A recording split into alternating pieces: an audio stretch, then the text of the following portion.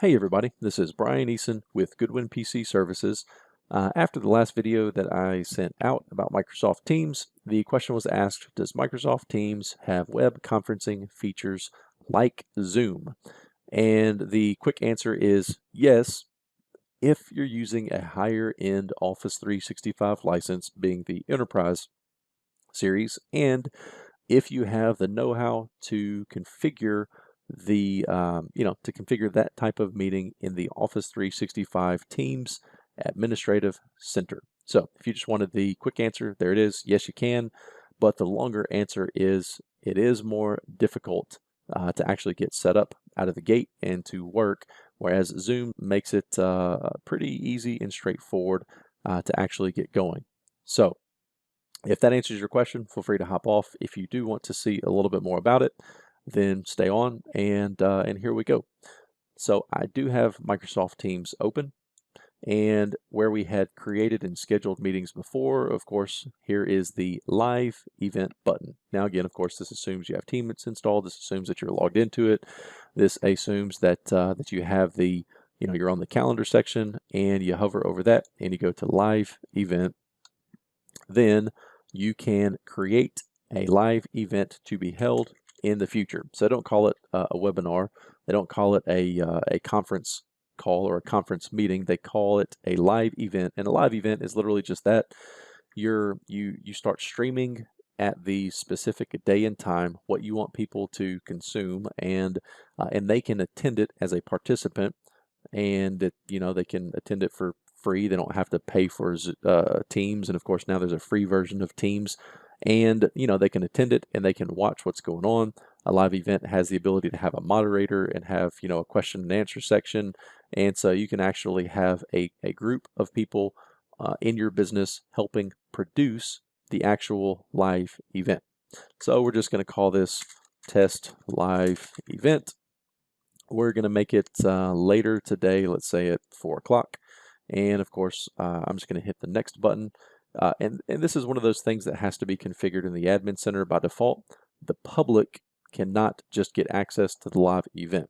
That is something that's one of those advanced configurations, and you do want to make sure that you have a good understanding about what you're doing, because you don't want your live event to just be wide and open, and you don't want to create more issues than you're trying to help by hosting this thing in the beginning. So again, I can select this because I've gone in and actually configured that, and you can see use when most of the attendees are outside of your organization. Now again, to date, when we've been talking about meetings and scheduling meetings, that's typically going to be for those inside your organization, inside your business, but this is for when you want to just invite the masses. So let's go ahead and hit schedule. I'm not going to go through some of these advanced settings. But now that we have scheduled the event, then we can hit this Get Attendee link. And this link is what your participants will use on the day and time that the live event is being broadcast. Now, here is the other distinction. Your question may be, well, where do the participants go to register? Well, or what if I don't know who all I want to attend, but I just want for anybody and everybody to be able to attend? And that is the more difficult part, in my opinion, of using live events versus using something like Zoom. Is let's just contrast this with Zoom. Zoom will help you create a registration link, and then you can advertise your conference, and people can be driven to that registration form. Then you have people sign up, and because you might not know ahead of time who all is going to attend or who all you want to attend. Versus with Teams, what you would have to do is you have to go create your own registration form.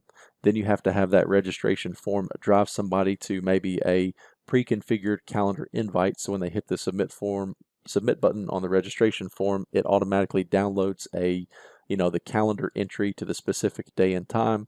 The bottom line is, with Teams, you're going to have to do a lot more of the legwork before you can actually market the event to drive people to a registration page to attend your web conference.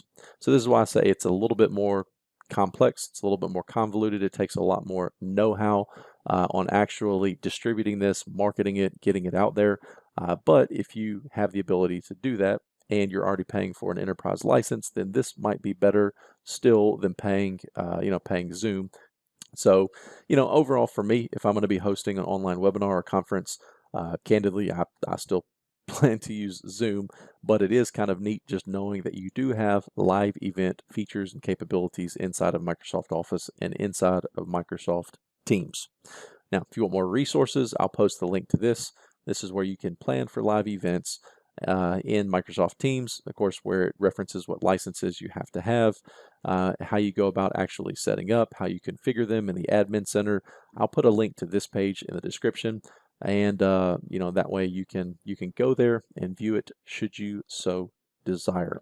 But again, for me, it's a little bit more streamlined using Zoom. That's what I plan to use. So use Zoom or use Teams, your call. If you want to use Teams, we'd be glad to help set it up and get it going. And we'll go from there. So if you have any questions, don't hesitate, let me know. And thanks for watching. Have a blessed day.